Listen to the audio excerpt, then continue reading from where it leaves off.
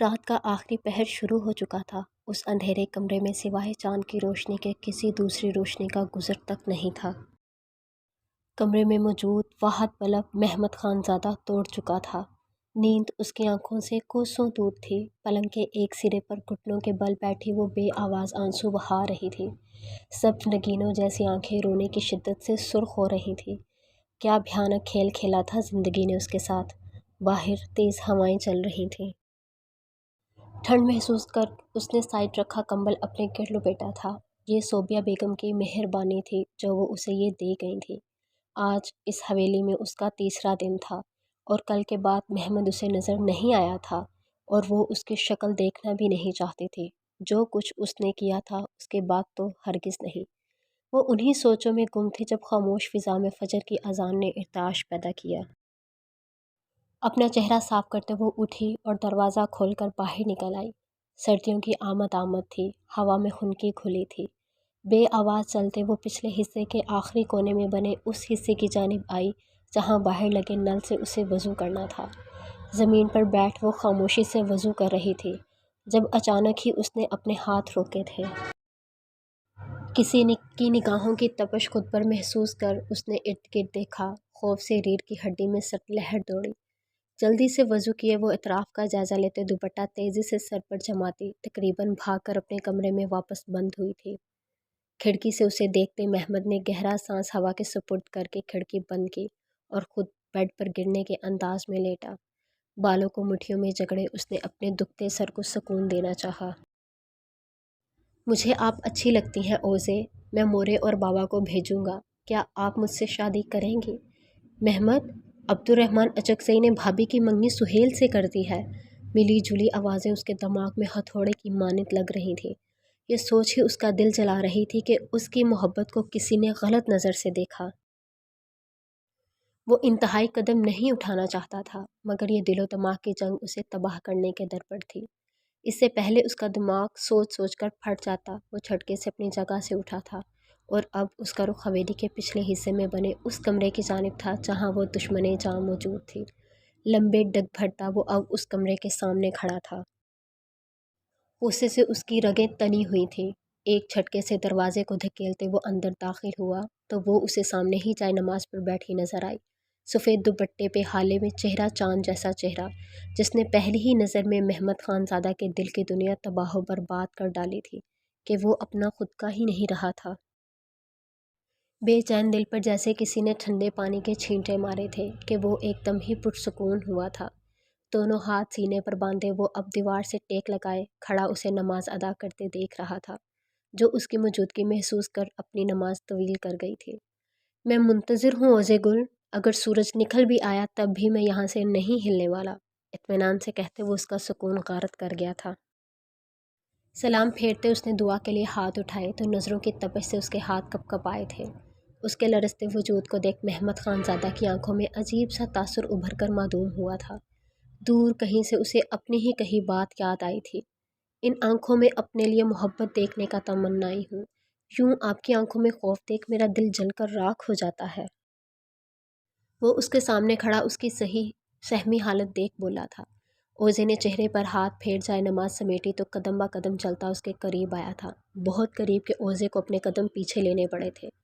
مجھ سے ڈر لگ رہا ہے آپ کو؟ اس کے حسین چہرے کا طواف کرتے وہ اتنی نرمی سے بولا تھا کہ اوزے نے حیرت سے سر اٹھا کر اسے دیکھا۔ کیوں؟ کیا میرے ساتھ ایسا اوزے؟ کیوں گھر والوں کو نہیں بتایا؟ وہ خفا خفا سا کہتے اوزے کی آنکھوں میں نمی لے آیا۔ محمد، میرا نام لینے کا حق آپ کھو چکی ہیں۔ اپنے انگوٹھے سے اس کے ہونٹوں کو چھوتا وہ اسپاٹ لہجے میں کہہ رہا تھا۔ اوزے گل کو خود پر غصہ آیا تھا۔ میں نہیں بھول سکتا کچھ بھی، ان لبوں نے کیسے اس شخص کا نام لیا تھا۔ اپنا چہرہ اس کے چہرے کے نزدیک کیے وہ اس کی سانسوں کی روانی اس سے چھین رہا تھا۔ کچھ نہیں بھول سکتا میں، مجھے آگ میں جھونک دیا اوزے، اور اس آگ سے نکلنے کا کوئی راستہ نہیں۔ وہ بہت اچانک ہی اس کے لبوں پہ جھکتے اس کی سانسیں خود میں قید کر گیا۔ اس افتاد پر اوزے گل نے سختی سے اس کی شرٹ کو مٹھیوں میں جکڑا تھا جو اپنے اندر لگی آگ کو اس کے لم سے مٹانے کی کوشش کر رہا تھا۔ ایک آنسو ٹوٹ کر اوزے کے گال پر بہا تو محمد خان زادہ ہوش کی دنیا میں آتا ایک جھٹکے سے اسے خود سے دور کر گیا۔ اس کی نم آنکھوں کو دیکھ سکتی سے اپنے لب آپس میں پیوست کرتا وہ بنا کچھ کہے ہی کمرے سے نکلتا چلا گیا، اور اس کے جاتے ہی اوزے گل کسی کٹی ڈال کی طرح پلنگ پر گرتی روتی چلی گئی۔ محبت ملی بھی تو ادھوری، نفرت میں ڈوبی ہوئی۔ گلاس سے لے کر وہ سیدھا کینٹین میں آئی تھی۔ آج کل لائف عجیب ہی لگنے لگی تھی اسے۔ ایسے کیا برا سا منہ بنا کر بیٹھی ہے؟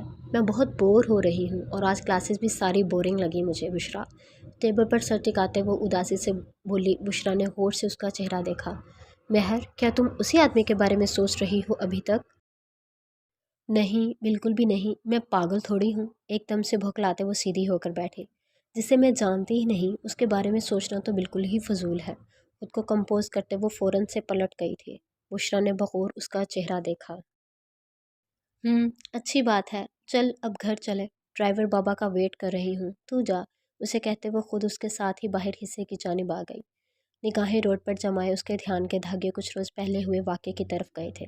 اس شخص کا یوں اچانک آنا اور پھر اس پر اپنا سحر چھوڑ غائب ہو جانا۔ وہ ابھی تک اس شخص کے سحر سے نکل ہی نہیں سکی تھی۔ اسے اپنی ذات اس ایک شخص کے گرد قید محسوس ہوئی تھی۔ ہارن کی آواز پر وہ ہوش کی دنیا میں آئی۔ سامنے اپنے ڈرائیور کو دیکھ اس کا دل برا ہوا تھا، دانستہ طور پر ہی صحیح، مگر وہ اس ایک شخص کی منتظر تھی جو جاتے جاتے اس کا دل بھی اپنے ساتھ لے گیا تھا۔ کہاں جانے کی تیاری ہو رہی ہے؟ وہ اپنا بیگ پیک کر باہر آیا تو سامنے سے آتے اپنے دوست کو دیکھا۔ اسے رکنا پڑا۔ گاؤں جا رہا ہوں، یہاں کا سارا کام اب تیرے ذمے۔ وہ تو سب ٹھیک ہے، مگر اچانک گاؤں جانے کی کوئی خاص وجہ؟ وہ کبھی گاؤں نہیں جاتا تھا، اس لیے عامر کو اس کا یوں اچانک جانا تعجب میں مبتلا کر گیا تھا۔ ہاں، ایک بہت ضروری کام سے جا رہا ہوں۔ اب وہ کام کیا ہے اور اس کی نوعیت کیا ہے، یہ تھوڑے پرسنل سوال ہو جائیں گے، اس لیے آپ برائے مہربانی میرا اتنا کام کر دیجیے گا۔ کمینہ انسان ہے تو۔ عامر نے گھور کر اسے دیکھا جو اس کی بات پر کندھے اچکار کر باہر آ کر اپنی گاڑی میں بیٹھ گیا۔ یہ دوستوں کے لیے بھی کیا کیا کرنا پڑتا ہے، مگر کوئی بات نہیں میری پری، ایک بار واپس آ جاؤ، پھر میں کرواتا ہوں تمہارے بارے میں سب معلوم۔ اس سے کہتے وہ سیٹی بجاتے گاڑی سٹارٹ کرتا وہاں سے نکلتا چلا گیا۔ حویلی میں بڑی نیاز کی تیاریاں چل رہی تھیں۔ حویلی کے پچھلے حصے میں نیاز کے کھانے کی تیاریاں جاری تھیں۔ ایسے میں اس کا وہاں رہنا ٹھیک نہیں تھا، اس لیے وہ صوبیہ بیگم کے کہنے پر ان کے ساتھ اندر حویلی میں آ گئی، اور اب اسے سمجھ نہیں آ رہا تھا کرے تو کیا کرے۔ کیا سوچ رہی ہو اوزے؟ کچھ نہیں مورے۔ وہ اتنی آہستہ آواز میں بولی تھی کہ صوبیہ بیگم کو بمشکل ہی سنائی دیا۔ انہوں نے بغور اسے دیکھا۔ پشمینہ، اوزے کو اوپر کمرے میں لے جاؤ، وہاں کی صفائی ابھی باقی ہے۔ صوبیہ بیگم کی پکار پر پشمینہ نے حیرت سے اپنی ماں کو دیکھا۔ اوپر کون سے کمرے میں؟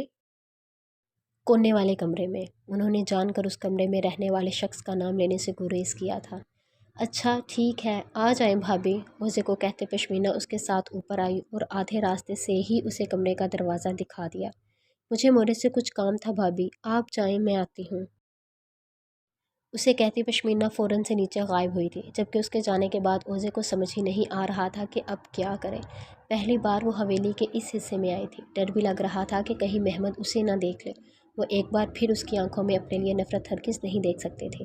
دھڑکتے دل کے ساتھ اس نے اوپر اس کمرے کی جانب قدم بڑھائے تھے۔ دروازے کے پاس رک اس نے ہینڈل پر ہاتھ رکھا۔ اب وہ اس کشمکش کا شکار تھی، اندر جائے یا نہ جائے۔ پشمینہ نے کہا تھا کہ اندر کوئی نہیں ہے۔ اوزے، ہمت کر۔ خود کو ہمت دیتے وہ ہینڈل گھماتے کمرے میں داخل ہوئی تھی۔ محصور کن خوشبو اس کے نتنوں سے ٹکرائی۔ اس خوشبو کو سانسوں میں اتارتے اس نے تبیز قالین پر اپنے قدم رکھے۔ کمرے کی سجاوٹ دیکھ وہ متاثر ہوئی تھی۔ گرے اور وائٹ امتزاج کا یہ کمرہ نفاست سے سجا ہوا تھا۔ اب اس کمرے کی کیا صفائی کروں، یہ تو پہلے سے ہی صاف ہے۔ چاروں طرف نگاہ دوڑانے کے باوجود بھی اسے گندگی نظر نہیں آئی تھی۔ اپنے ہی دھیان میں چلتی وہ آگے آئی تو اس کی نظر عقبی دیوار پر لگے فریم سے جا ٹکرائی۔ بلیک شلوار سپوٹ پہنے وہ گرے شال اپنے چوڑے شانوں پر ڈالے اپنی باروب شخصیت کے ساتھ بیٹھا تھا۔ اسے دیکھ لمحے کو اوزے کا دل تیزی سے دھڑکا تھا۔ اسے وہ دن یاد آیا جب پہلی بار اس نے اس بے مہر انسان کو دیکھا تھا۔ وہ اس وقت بھی ایسے ہی تو حلیے میں تھا، اپنی باروب شخصیت کا اثر لوگوں پر ڈالتے وہ بنا کسی پر دوسری غلط نگاہ ڈالے سب کو اپنی مغرور پرسنالٹی سے مروب کر گیا تھا۔ وہ بنا پلکے جھپکے اس تصویر کو دیکھنے میں اتنا مگن تھی کہ اسے واش روم کا دروازہ کھلنے اور بند ہونے کی آواز تک نہیں آئی تھی۔ محمد، جو فریش ہو کر باہر آیا تھا، اسے اپنی تصویر کے سامنے ایسے بت بنے کھڑے دیکھ حیران ہوا تھا، اور پھر یہ حیرانگی ناگواری میں تبدیل ہوئی تھی۔ کیا کر رہی ہیں آپ میرے کمرے میں؟ سرد آواز پر اوزے نے چھٹکے سے گردن موڑ اسے دیکھا۔ اسے شرٹلیس دیکھ وہ سٹپٹاتے اپنا چہرہ جھکا گئی۔ آپ یہاں میرے کمرے میں کھڑے ہو کر آپ مجھ سے یہ سوال کر رہی ہیں، تعجب کی بات نہیں ہے؟ اس کا انداز صاف مذاق اڑاتا محسوس ہوا تھا۔ اسے جب بھی بے دردی سے لب کاٹتے اس نے مہمت کی طرف دیکھنے سے گریز کیا تھا، جو بے شرموں کی طرح اس کے سامنے شرٹلیس کھڑا تھا۔ کس سے پوچھ کر میرے کمرے میں قدم رکھا ہے آپ نے اوزے گل اچکزئی؟ اس کے قریب قدم بڑھاتے وہ ایک ایک لفظ چنا کر کہتا اس کا دل دکھا گیا تھا، تو وہ اسے اپنے نام دینے تک کو تیار نہیں تھا۔ ہمیں نہیں پتا تھا کہ یہ آپ کا کمرہ ہے۔ تمام ہمت مجتمع کر وہ اتنا ہی کہہ سکی، کیونکہ آگے کے الفاظ کہیں منہ میں ہی رہ گئے تھے۔ وہ اس کے سر پر کھڑا اس کے جھکے سر کو خوشمگین نظروں سے گھور رہا تھا۔ اچھا واقعی؟ اس کا انداز ایسا تھا کہ اوزے کا دل کر رہا تھا وہ بس جادو سے یہاں سے غائب ہو جائے۔ جا رہے ہیں ہم، اسے کہتے وہ تیزی سے مہمت کے پہلو سے نکلی تھی، مگر اس سے پہلے کہ وہ بھاگ کر باہر جاتی، مہمت نے ایک جھٹکے سے اس کی کلائی تھام اسے اپنی طرف کھینچا کہ وہ کٹی ڈال کی طرح سیدھا اس کے کشادہ سینے سے ٹکرائی تھی۔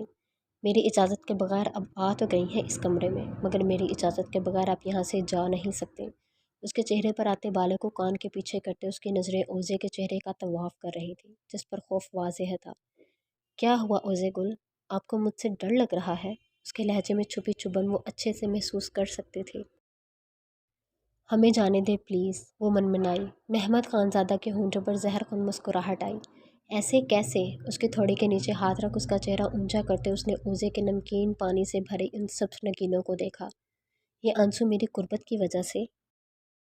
اس کے چہرے کے قریب اپنا چہرہ کرتے وہ ظالم بنا اس سے سوال کر رہا تھا۔ جانتی ہیں ان آتی جانتی سانسوں پر مکمل اختیار رکھتا ہوں، مگر وہ کیا ہے نا، ایک بار مہمت خانزادہ کے دل سے کوئی اتر جائے تو پھر واپس وہ کبھی اس کے دل میں نہیں آ سکتا۔ اور اوزے کی گل آپ، اس سے پہلے وہ اپنی بات مکمل کرتا اوزے گل خود پر سے اختیار کھوتی اس کے سینے سے سر ٹکائے پھوٹ پھوٹ کر روتی۔ اس کے کشادہ سینے پر ہاتھ رکھے وہ روئے جا رہی تھی، اور اس کا ایک ایک آنسو مہمت کو اپنے دل پر گرتا محسوس ہو رہا تھا۔ سب سے اس نے اپنے ہونٹ بھینچ لیے۔ میں مر گیا ہوں کیا جو یوں آنسو بہا رہی ہیں؟ انداز جتنا سادہ، لفظ اتنے ہی دل کو چیر دینے والے۔ اوزے نے تڑپ کر سر اٹھایا اور بس یہی مہمت خانزادہ اس کے چہرے پر جھکتا اسے دیوار سے پن کرتا بے بس کر گیا۔ اس کے شدت بھرے لمس پر اوزے کی آنکھیں پھیلیں، دل ہتھیلی میں دھڑکا اور سانس کہیں سینے میں اٹک گئی تھی۔ وہ شخص اپنے اندر کی وحشتیں اس کے اندر انڈیلتے اسے بے جان کر رہا تھا۔ وہ مکمل اس کے سہارے پر تھی، اگر وہ اپنا سہارا ہٹا لیتا تو وہ زمین بوس ہو جاتی۔ مکمل اس کی سانسوں کو دسترس میں لیے وہ جیسے پیچھے ہٹنا بھول گیا۔ اوزے کے چہرے کی نمی اپنے چہرے پر محسوس کر وہ ہوش کی دنیا میں لوٹتے اس نے اپنی گرفت اس پر سے ہلکی کی۔ آزادی ملتے ہی مہمت کو پیچھے دھکیلتے وہ اس کی پہنچ سے دور ہوتے کمرے سے نکلتی چلی گئی۔ گہرا سانس پڑتے مہمت نے اپنے بالوں میں انگلیاں چلائیں۔ وہ جتنا اس سے دور رہنا چاہتا تھا وہ اس کے اتنا ہی قریب جا رہا تھا، جو اس کی نظر میں غلط تھا۔ خود کو سرزنش کرتے وہ اپنے کپڑے لیتے ڈریسنگ روم میں بند ہوا تھا۔ آفس کے لیے تیار ہوتے اس نے جیل سے اپنے بال سیٹ کیے اور ٹائی ٹھیک کرتے وہ ڈریسنگ سے گھڑی اٹھاتا اپنے کمرے سے نکلا تھا۔ سیڑھیاں اترتے وہ باہر کی جانب بڑھا تھا، مگر اپنے نام کی پکار پر اس کے قدم رکے۔ وہیں چہرے پر کوفت بھرے تاثرات ابھرے تھے۔ سالک! تایا جان نے ایک بار اسے پکارا، جس پر نہ چاہتے ہوئے بھی وہ اپنے قدم واپس لیتا ان کے پاس آیا تھا، جو اس وقت سب کے ساتھ ڈائننگ ٹیبل پر بیٹھے تھے۔ السلام علیکم! بنا کسی کو مخاطب کیے اس نے سلام کیا۔ آ جاؤ ناشتہ کرو، کتنا وقت ہو گیا ساتھ بیٹھ کر ناشتہ نہیں کیا۔ ان کی بات پر فراز کے برابر بیٹھی عائشہ نے سر اٹھا کر اسے دیکھا، جو اس وقت سفید اور سیاہ ٹکسیڈو میں اپنی وجاہت سے بھرپور پرسنالٹی لیے اس کے سامنے موجود تھا۔ مجھے آفس کے لیے دیر، تھوڑی دیر آج تایا کے لیے کر لو۔ وہ جو انہیں انکار کر رہا تھا اپنی ماں کے اشارے میں لب بھینچے ان کے پاس موجود خالی کرسی گھسیٹ کر بیٹھ گیا، جبکہ خود پر پڑتی نظروں سے وہ انجان ہرگز نہیں تھا۔ کل آپ کا ہم نے انتظار کیا مگر آپ نہیں آئے، پھر زہرا سے پتہ چلا آپ ایک میٹنگ میں پھنس گئے تھے۔ انہوں نے بات کا آغاز کیا، جس پر اس نے اپنی ماں کو دیکھا جو اس کے دیکھتے ہی نگاہیں پھیر گئی۔ آج کل آفس میں کافی کام ہے تو فرصت نہیں ملتی تایا ابو، نرمی سے جواب دیتے اس نے گرم چائے کا کپ لبوں سے لگایا تھا۔ یہاں سب کی موجودگی میں بیٹھنا اسے کوفت میں مبتلا کر رہا تھا۔ آپ ہمارے ساتھ اسٹڈی میں آئیں، کچھ ضروری بات کرنی ہے، اسے کہتے وہ اٹھ کر اپنی اسٹڈی کی جانب بڑھے تو اسے بھی ان کی پیروی کرنی پڑی۔ اسٹڈی میں آتے وہ ان کے سامنے رکھی کرسی پر بیٹھا۔ اس کے بیٹھتے ہی انہوں نے اپنی بات کا آغاز کیا تھا۔ کل ہم اپنے پرانے دوست سے ملنے گئے تھے، شجاع اور کمروز۔ ان کی بیٹی ہم نے کامران کے لیے پسند کی ہے۔ جی؟ اسے سمجھ نہیں آیا کہ وہ اسے یہ بات کیوں بتا رہے ہیں۔ ان کی ایک چھوٹی بیٹی ہے، حورے۔ ہم چاہتے ہیں اس کی شادی آپ سے ہو سالک حیدر۔ تو بالا آخر بلی تھیلے سے باہر آ گئی تھی۔ سوری تایا ابو، مگر میں فی الحال شادی نہیں کرنا چاہتا۔ میرے پاس شادی کے لیے بالکل بھی وقت نہیں ہے۔ اپنی جگہ سے اٹھتے وہ سپاٹ انداز میں انہیں اپنا جواب دے گیا، جس پر اسرار صاحب نے سر اٹھا کر اسے دیکھا۔ فیصلہ کرنے میں کوئی جلد بازی مت کرے سالک حیدر، ہم آپ کو سوچنے کا کچھ وقت دے رہے ہیں۔ سکون سے سوچ کر مجھے جواب دیجیے گا۔ انہوں نے اس کے انکار کو نظر انداز کیا، جس پر خون کے گھونٹ پیتے وہ کمرے سے نکلا، مگر دروازے کے باہر کھڑی عائشہ کو دیکھ وہ بنا رکے وہاں سے نکلتا چلا گیا۔ عائشہ نے گردن موڑ اسے جاتے دیکھا اور پھر ہولے سے مسکرائی۔ مسلسل بجتے فون کی آواز پر تیزی سے سیڑھیاں اترتے وہ لاؤنج میں آئی تھی۔ پورا گھر سناٹوں کی زد میں تھا۔ اوف، یہ کال کرنے والے کو بھی سکون نہیں ہے۔ فون اٹھاتے ہی وہ وہی صوفے پہ بیٹھ گئی۔ ہیلو ہیلو، دوسری طرف سے جواب نہ پاتے اس نے حیرت سے فون کو دیکھا۔ کال کرنے والا بات کیوں نہیں کر رہا تھا؟ اس نے کندھے اچکاتے فون کرائڈر پر رکھا، تبھی اسے سیڑھیاں اترتے حورے نظر آئی، جو اس وقت سیاہ لباس پہنے سلیقے سے دوپٹہ سر پر جمائے اس کے پاس آئی تھی۔ کس سے بات کر رہی تھی مہر؟ پتہ نہیں، کوئی بولا ہی نہیں۔ اچھا خاصا میں اپنا کام کر رہی تھی، اس کال کی وجہ سے مجھے اٹھ کر آنا پڑا۔ مہر کے منہ بنانے پر وہ ہولے سے مسکرا اٹھی۔ حورے، ایک بات پوچھوں؟ اسے اپنے پاس بٹھاتے مہر اس کے قریب ہوئی، جس پر حورے نے حیرت سے اسے دیکھا۔ کیا تم اتنی اداس کیوں رہنے لگی ہو؟ میں اتنے دنوں سے نوٹ کر رہی ہوں، کوئی بات ہے جو تمہیں پریشان کر رہی ہے تو تم مجھ سے شیئر کر سکتی ہو۔ ارے نہیں، ایسا کچھ بھی نہیں ہے، بس بابا اور تایابو گاؤں گئے ہیں نا، تو میرا دل بہت پریشان ہو رہا ہے۔ وہ چاہ کر بھی اپنی پریشانی کسی سے شیئر نہیں کر پا رہی تھی۔ محبت کر لی تھی، مگر اب ہمت جواب دینے لگی تھی۔ حورے، کوئی ٹینشن ہے تو پلیز مجھ سے شیئر کرو نا۔ مہر کو اپنے لیے پریشان دیکھ اس نے نرمی سے اس کا ہاتھ تھاما۔ ایسا کچھ نہیں ہوا ہے، بس ٹھیک ہے، میں کچھ بنا کر لاتی ہوں، بھوک لگ رہی ہے بہت۔ مہر کو کہتی وہ اٹھ کر کچن میں آ گئی۔ آنے والے وقت کا سوچ سوچ اسے ہول اٹھ رہے تھے۔ اپنا دھیان ساری سوچوں سے ہٹاتے وہ اپنے آپ کو کام میں مصروف کرنے لگ گئی۔ گاڑی سے اترتے وہ تیزی سے اندر کی جانب بڑھا تھا، مگر سامنے لاؤنج میں بیٹھے شخص کو دیکھ اس کے چہرے کا تاثرات فوراً سے تبدیل ہوئے تھے۔ تو یہاں؟ میرے یار! دونوں باہیں واہ کیے ارمغان خان نے التمش کو دیکھا، جو بنا وقت ضائع کے اس کے سینے سے لگا تھا۔ میرا بھائی، میرا یار! اسے خود میں بھیجتے وہ وہاں موجود سب کے چہروں پر مسکراہٹ بھی کھیر گیا۔ کمینے، واپس کب آیا اور مجھے بتانا بھی ضروری نہیں سمجھا؟ اگر بتا دیتا تو یہ خوشی کیسے دیکھتا تیرے چہرے پر؟ اس کے گلے میں بازو ڈالے وہ چہکا۔ چل آ جا، کمرے میں چلے۔ اسے ساتھ لیے وہ کمرے میں آیا اور بیڈ پر گرنے کے انداز میں بیٹھا، جبکہ التمش وہی اس کے سامنے موجود صوفے پر بیٹھا تھا۔ یہ سب کیا ہو رہا ہے تایا جان؟ پھر اس زمین کی وجہ سے خود کو پریشان کر رہے ہیں؟ وہ سنجیدہ تھا۔ ارمغان سیدھا ہوا۔ وہ اس کے تایا کا بیٹا تھا۔ وہ اپنی ماں کے ساتھ بھلے نئی زندگی کی شروعات کرنے گیا تھا، مگر اس کے ددیال والوں نے اسے اکیلا نہیں چھوڑا تھا۔ ان کو برباد کرنے کے لیے اس زمین کا ٹکڑا کافی نہیں ہے، اس لیے تو میں نے اس بار ان کی بہت قیمتی چیز پر ہاتھ مارا ہے۔ ارمغان کی بات پر وہ چونکا۔ کس کی بات کر رہا ہے؟ کمروز احمد کی بیٹی کی۔ جس طرح انہوں نے ہمیں برباد کیا، اب اپنی ہی بیٹی کی وجہ سے سارے جہاں میں بدنام وہ ہوں گے اور ہم یہاں بیٹھ کر ان کا تماشا دیکھیں گے۔ خباثت سے کہہ کے وہ کہکا لگا اٹھا، جبکہ اسے اس طرح دیکھ التمش دھیمے سے مسکرا دیا۔ اور پھر ہمارا بدلہ پورا ہوگا، کہتے ساتھ ہی التمش اور اس نے کہکا لگایا تھا۔ دور کھڑی ان کی قسمت ان پہ ہنس رہی تھی اور وہ دونوں ہی اس بات سے انجان تھے۔ وہ جلے پیر کی بلی کی طرح پورے کمرے میں چکر کاٹ رہی تھی۔ اس کے بابا اور تایا جان کچھ وقت پہلے ہی گاؤں سے واپس آئے تھے اور اب اندر سبھی بڑوں کی میٹنگ چل رہی تھی، اور اس میٹنگ میں کیا ہونے والا تھا اس کا اسے ذرا برابر بھی علم نہیں تھا، لیکن اس کا دل کہہ رہا تھا کہ کچھ غلط ہونے والا ہے۔ مسلسل چکر کاٹتے وہ تھک گئی تو اپنے کمرے سے نکلتے وہ نیچے آ گئی۔ اس کا ارادہ تایا جان کے پورشن کی جانب جانے کا تھا، مگر بجتے فون نے اس کے باہر بڑھتے قدموں کو روکا۔ دل تو تھا کہ فون نہ اٹھائے، مگر ضروری کال کا سوچ وہ ٹیبل تک آئی اور صوفے پر ٹکتے فون کان سے لگایا۔ ہیلو حورے میری جان! اس کے ہیلو کے جواب میں جو انداز تخاطب چنا گیا تھا، اس نے حورے کا دل بری طرح سے دھڑکایا تھا۔ یہ آواز، یہ لب و لہجہ، وہ سن پڑ گئی تھی۔ کون؟ دھڑکتے دل پر ہاتھ رکھتے اس نے بمشکل یہ اللہ لفظ ادا کیا تھا، جبکہ اس کے پوچھنے پر فون کے دوسری جانب موجود ارمغان خان کے چہرے پر تلخی بھری مسکراہٹ ابھر کر معدوم ہوئی۔ واہ، ایک ہم ہیں کہ سمندر پار بھی آپ کی یاد سے الجھ رہے ہیں، اور آپ پوچھتے ہیں کہ ہم کون؟ خان اس کی آواز سرگوشی سے بھی کم تھی۔ ہاں میری جان، میں تمہارا خان۔ اس کے لفظوں کا چناؤ ایسا تھا کہ حورے کے گال دہک اٹھے۔ کیسی ہو؟ میں ٹھیک ہوں، آپ کیسے ہیں؟ وہ بہت محتاط انداز میں ادھر ادھر دیکھ رہی تھی۔ میں تو یہاں انگاروں پر لوٹ رہا ہوں، سوچا تھا واپس آؤں گا تو مجھے میری حورے ملے گی، میں اسے اپنا بنا لوں گا، اس کے باپ اور تایا کے آگے جھک جاؤں گا، مگر یہاں تو معاملہ ہی الٹا پڑ گیا ہے۔ وہ لہجے میں تھکن و بے بسی لیے گویا ہوتا حورے کا دل زخمی کر گیا۔ کاش وہ مجھے اپنے ہاتھوں سے مار دیں۔ آپ ایسے کیوں کہہ رہے ہیں خان؟ وہ فوراً سے تڑپی تھی، جبکہ اس کے تڑپنے پر ارمغان خان مسکرایا تھا۔ میں اپنے گھر والوں کو بھیجنا چاہتا ہوں حورے، میں اب مزید تم سے دور نہیں رہ سکتا۔ وہ جیسے خود سے ہار گیا تھا۔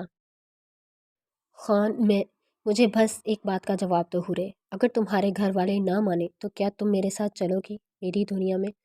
وہ یہ اس سے کیا پوچھ رہا تھا، اسے کیسے امتحان میں ڈالا تھا؟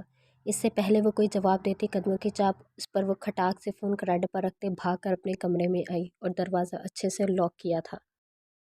دل تھا کہ باہر نکلنے کو بے تاب ہو رہا تھا۔ حورے، حورے کہاں ہو بیٹا؟ اپنی ماں کی آواز پر اس نے وہ مشکل خود کو سنبھالتے اپنا آنسوں سے تر چہرہ صاف کیا اور خود کو مضبوط کرتے وہ دروازہ کھول باہر آئی تھی۔ جی امی۔ کہاں تھی بیٹا؟ کب سے آوازیں دے رہی ہوں۔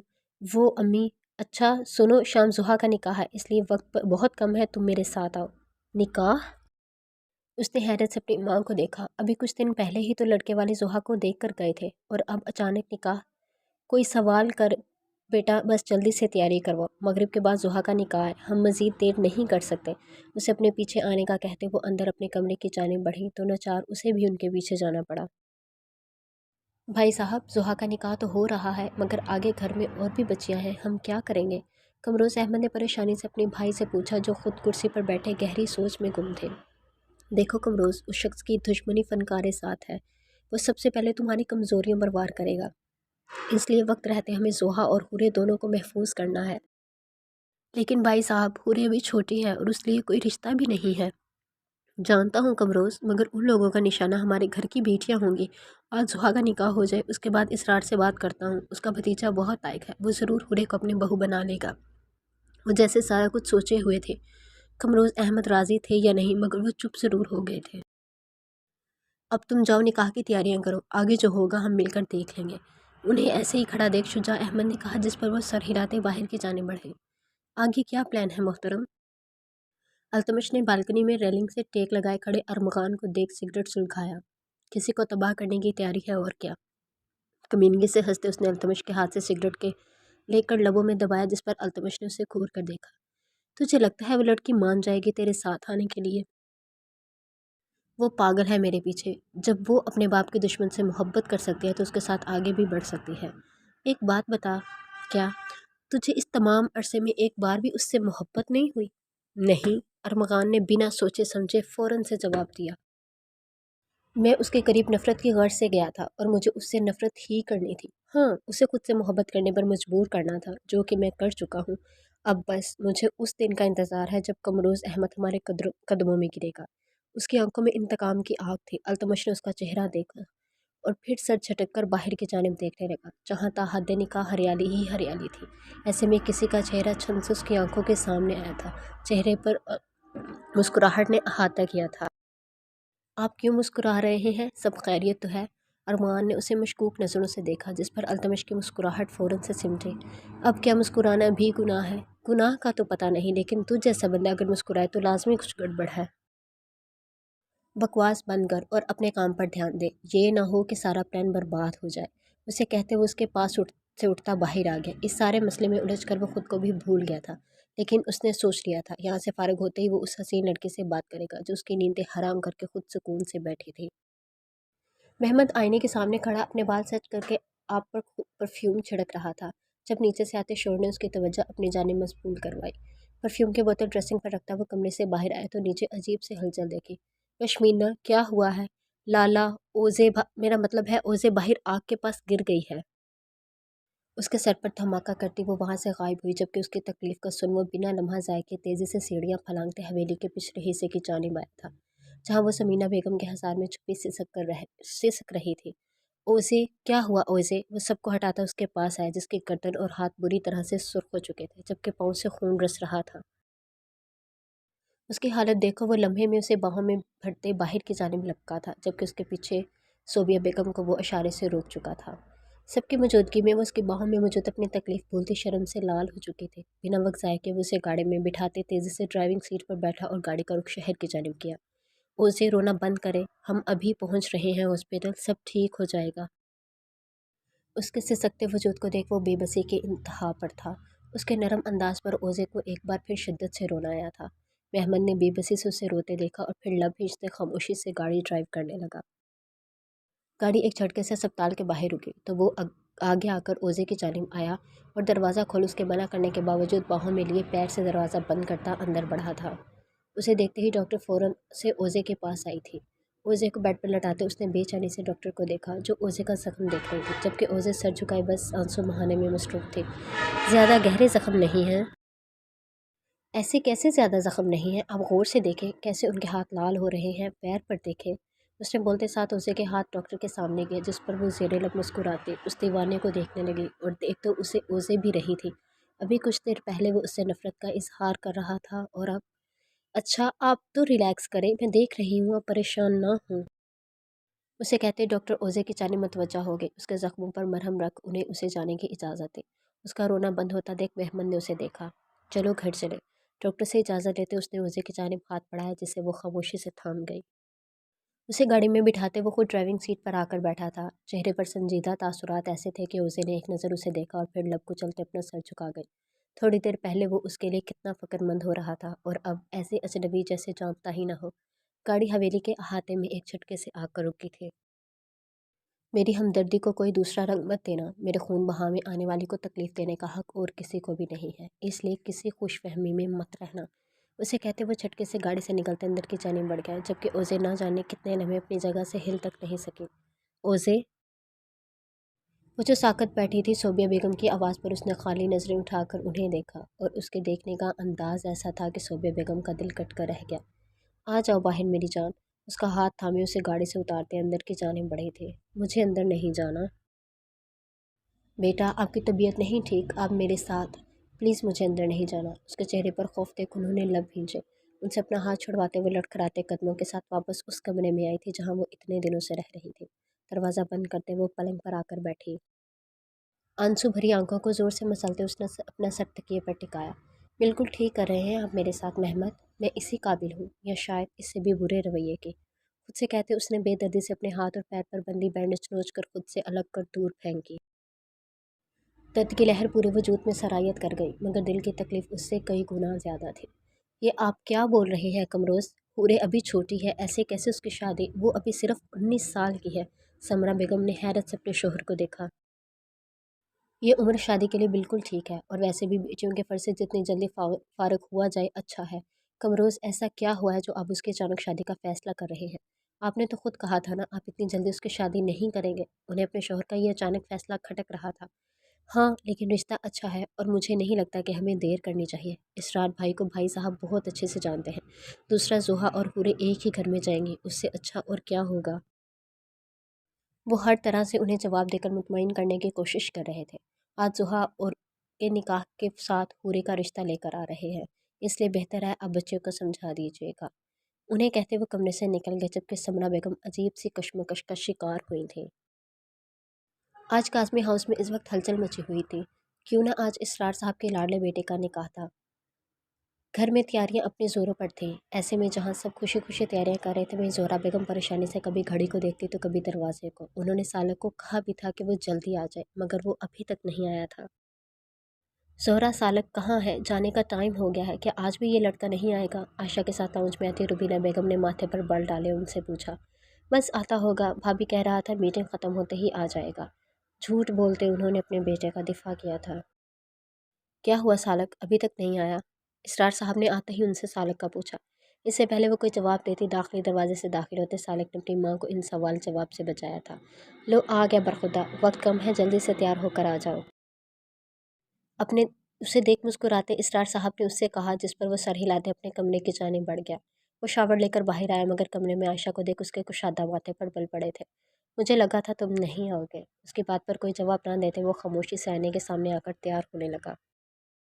आयशा ने मुस्कुराती नज़रों से उसे देखा। वो आज भी हमेशा की तरह वजीहा लग रहा था।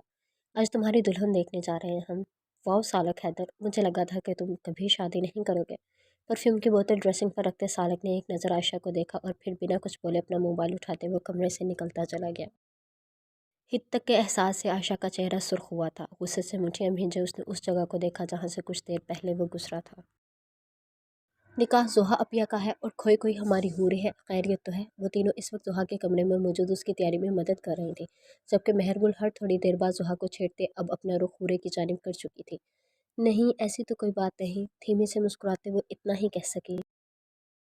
पूरे बच्चे, आप अभी तक तैयार नहीं हुई, मेहमान आने वाले होंगे, जाएं आप जाकर तैयार हो फ़ौरन। समरा बेगम ने उसे देखा तो फ़ौरन से उसे जाने का कहा। समरा बेगम के कहने पर वो अपने कमरे में आकर तैयार होने लगी। दिल न जाने क्यों बुरी तरह से घबरा रहा था, धड़कनों की रफ्तार तेज़ होती जा रही थी। कुछ नहीं होगा हूरे, सब अच्छा होगा, टेंशन मत लो। खुद से कहते वो तैयार होने लगी। बाहर मेहमानों के आने का शोर उठा था।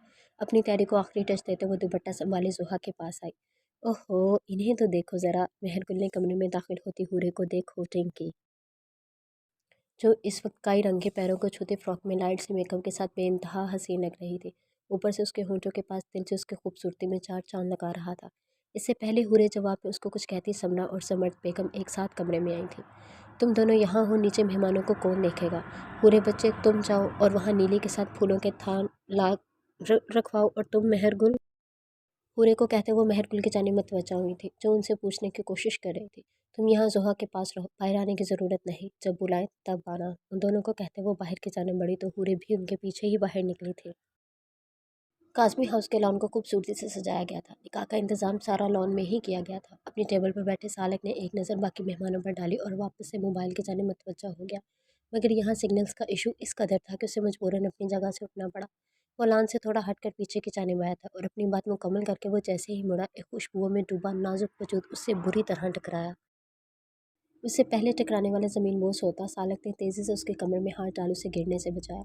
वो जो अपनी बेध्यानी में इस तरह आई थी, बुरी तरह से सालक से टकराई थी। सालक हैदर ने अपनी बाहों में गिरे इस नाजुक वजूद को देखा था, जो सख्ती से आंखें और लब भींचे उसके हिसार में कैद थी। इसका खुशबू में बसा वजूद सालक हैदर के दिल की धड़कनें बेतरतीब कर गया था। हूरे ने खुद को किसी के हिसार में पाते एक झटके से आंखें खोली और खुद को अजनबी की बाहों में देख उसका सारा खून चेहरे पर छलका। वो लम्हे की भी देर किए बगैर सालक हैदर से दूर हुई थी। आई एम सॉरी, मैंने आपको। इससे पहले सालक अपनी बात मुकम्मल करता वो तीर की तेज़ी से वहाँ से भागी थी। सालक ने हैरत से उस जगह को देखा जहाँ वो कुछ लम्हे पहले खड़े थे। उसकी फुर्ती देख न जाने क्यों, मगर लम्हे को सालक हैदर के लब मुस्कुराहट में ढले थे, जिन्हें वो फ़ौरन से समेट गया और वापस सबके साथ आ बैठा जहाँ अपनी निकाह की कार्रवाई शुरू की जा रही थी। सालक, अपनी माँ की आवाज़ पर उसने गर्दन मोड़ उन्हें देखा। जी अम्मी। वो देखो उस लड़की को, कई रंग के लिबास में जो है। आप मुझे लड़की ताड़ने का कह रही हैं अम्मी? साले के शरारती अंदाज पर उन्होंने उसे घूरा और फिर मुस्कुरा उठे। लड़की को नहीं, अपनी बहू को। वो देखो हूरे वो खड़ी। उन्हें इशारे से उसे सामने देखने का कहा, जिस पर न चाहते हुए भी उसके सामने देखा तो उसे हैरत का झटका लगा। हूरे को वहाँ देख उसे तज्जुब हुआ था। अम्मी? सालक, ये मेरी ख्वाहिश है, खुदा के लिए अपनी माँ की बात मान लो। उसका अच्छा मूड देख वो अपने दिल की बात उससे कह गई थी। वो कुछ कहना चाहता था मगर आयशा ने करीब आने पर उसने अपने लब भींच लिए। आयशा, तुमने मेरे साले की दुल्हन को देखा? दुल्हन? आयशा ने हैरत से रुबीना बेगम को देखा और फिर सालक को। सालक, मान गए आप शादी के लिए? सालक को उसके लहजे में एक आन सी महसूस हुई मगर उसने जवाब देना ज़रूरी नहीं समझा। निकाह हो गया है, चलो आ जाओ आयशी चच्ची, आप भी आ जाएं। फराज उजलत में उनके पास आया था, जिस पर वो वहाँ से हटी थी और उसके हटते ही सालक हैदर के चेहरे पर कुछ सोच की तहरीरें उभरी थी। जैसे कुछ सोच रहा हो, कुछ समझ रहा हो, मगर क्या, कौन जाने। गुस्से से उसने पूरे सामने टेबल पर लात मारी, जिस पर उसके सामने खड़े उसके बाप ने उसे देखा। अरमग़ान, वो लोग फिर खुशियाँ मना रहे हैं बाबा, एक बार फिर उसकी ज़िंदगी में खुशियाँ भरी हैं और हमारे यहाँ। वो नफ़रत की आग में जलते उनसे पूछ रहा था जिनके पास उसकी बात का जवाब नहीं था। मैं और सब्र नहीं कर सकता, मुझे कमरोज़ अहमद को तबाह करना है और वो भी जल्द अज़ जल्द। अरमग़ान, जल्दबाजी मत करो। फिर क्या करूं बाबा, इंतज़ार करने का क्या सिला मिला। उनके घर खुशियां हैं लेकिन अब उनकी बर्बादी का वक्त शुरू हो गया है। उनकी बर्बादी मेरे हाथों लिखी है। जब अपनी बेटी की मोहब्बत की दास्तान सुनेगा ना वो कमरोज़ अहमद, उसी दिन जीते जी मर जाएगा जैसे हम मरे थे। नफ़रत की आग लिए वो सबको जलाने को तैयार बैठा था। اس کے باپ نے اس بھپرے طوفان کو دیکھا جس پر مزید پن باندھنا ان کے بس کی بات نہیں تھی۔